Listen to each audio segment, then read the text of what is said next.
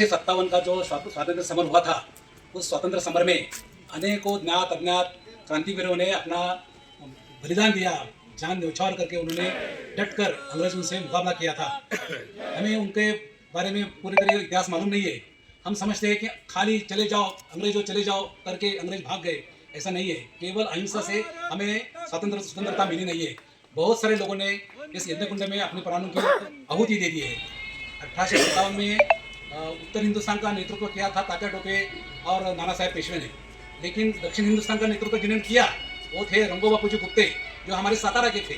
उन्होंने अपने प्रताप सिंह महाराज के खिलाफ जो आरोप इल्जाम लगाए थे अंग्रेजों ने और धोखाधड़ी से उनको निष्कासित किया था, उसके अगेंस्ट उसके अन्याय को दाद मिलाने के लिए वो इंग्लैंड गए और वहाँ 1-2 साल नहीं 14 साल उन्होंने वहाँ बिताए।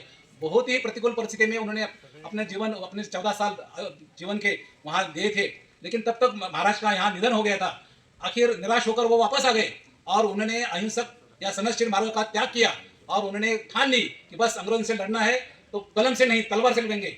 और उन्होंने प्रतिज्ञा ली और सब जो महार, मांग, दलित, भिल्ल, रामोशी ऐसे जो जनजाति के लोग थे उनको इकट्ठा किया, उनका संगठन बांध दिया और उस बड़ी संगठन खड़ी करके उन्होंने अंग्रेजों से पाला लिया, मुकाबला किया। लेकिन तब तक टेलीग्राम का खोज हुआ था। टेलीग्राम से अंग्रेजों ने पूरे देश में संदेशा भेज दिया कि ऐसी ऐसी हलचल हो रही है, उठाव हो रहा है, जो आपको संशयित दिखाई देगा उसको पकड़ लो और उनको कैद खाने में डाल दो। सातारा के 17 लोग उनको मिले जो मिलिटेंट थे, जो क्रांतिकारी थे, तो उसमें से जो 5 है उन 5 जनों को इस वटवृक्ष को फांसी दे दिया, 6 जनों को तोपे से उड़ा दिया और 6 जनों को बंदूक से गोली से भून लिया। ऐसे 17 जनों का बलिदान यहाँ हुआ है, लेकिन दुर्भाग्यवश हम उनको भूल गए हैं। तो ऐसा न हो, आगे वाली पीढ़ी को इनका आदर्श, इनका त्याग स्मरण रहे, इसके लिए हम पिछले 60-65 साल से कोशिश कर रहे हैं।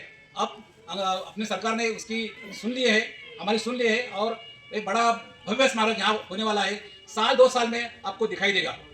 इस पवित्र स्थान को दर्शन करने के लिए हमारे मकवाना साहब यहाँ आए। हम इनके बहुत उपकृत हो, बहुत आभारी हूँ। मैं उनको प्रणाम करता हूँ और उनका स्वागत करता हूँ। मैं उनको विनती करता हूँ कि आप हमारे लिए आशीर्वाद कर 2 शब्द कहें। सौभाग्य है कि यहाँ हुतात्मा वीरों की भूमि पर आकर नमन करने का सौभाग्य मिला। यहाँ के इतिहास के बारे में बताया कि किस प्रकार रंगोजी बापू जी के नेतृत्व में सशस्त्र संग्राम हुआ था।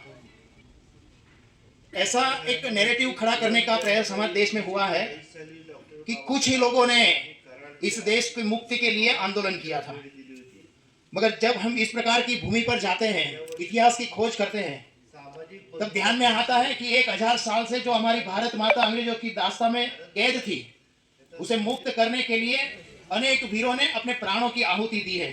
चाहे वो वनवासी क्षेत्र हो या शहरी क्षेत्र हो या ग्रामीण क्षेत्र हो या दक्षिण हो या पूर्व हो, भारत हर क्षेत्र में माँ भारती की मुक्ति के लिए आंदोलन हुआ है। अभी जिनका 150वां वर्ष प्रारंभ हो रहा है, बिरसा मुंडा वनवासी था और वनवासी क्षेत्रों में उन्होंने अंग्रेजों के खिलाफ सशस्त्र संग्राम किया था। ऐसे ही गुजरात के अंदर साबरकांठा क्षेत्र है। जब जलियांवाला कांड हुआ था तो जलियांवाला कांड से भी बड़ा कांड वहां गुजरात की धरती पर वो भी वनवासी क्षेत्र में हुआ था और 1500 से ज्यादा वनवासी को मौत के घाट अंग्रेजों ने उतार दिया था। उनका केवल एक ही ये लक्ष्य था कि भारत माता मुक्त हो। तो इस प्रकार अनेक वीरों ने अपने प्राणों की आहुति दी है। जब 1857 का प्रथम स्वतंत्रता संग्राम प्रारंभ हुआ, तब उत्तर प्रदेश के अंदर सुल्तानपुर जिला है, वहां पर महावीरी भंगिनी जो वाल्मीकि समुदाय से बहन थी, उन्होंने सशस्त्र संग्राम किया था। तो इस प्रकार अगणित वीरों ने अपने प्राणों की आहुति दी है।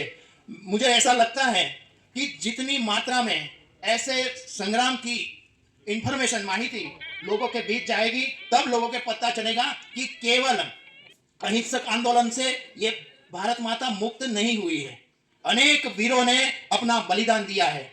पुनः एक बार मैं इस धरती को नमन करता हूं और आज मेरा सौभाग्य हुआ है कि यहाँ आने मिला है, क्योंकि एक ही, जैसे मैंने कहा कि वनवासियों ने दिया बलिदान, दलितों ने दिया, अनेक दलित ऐसे हैं। उधम सिंह कौन था? वही था जिसे लोग मानते हैं कि यही जाति के थे, मगर उन्होंने अपने प्राणों की आहुति दी। और कितने जब बिरसा मुंडा और उधम सिंह उनका पूरा जीवन हम पढ़ते हैं, तब हमारे जो रोम रोम है वो पुलकित हो उठते हैं कि किस प्रकार उन्होंने बलिदान दिया था। मैं नमन करता हूं और आज आने का मेरा सौभाग्य मिला। भारत माता की जय।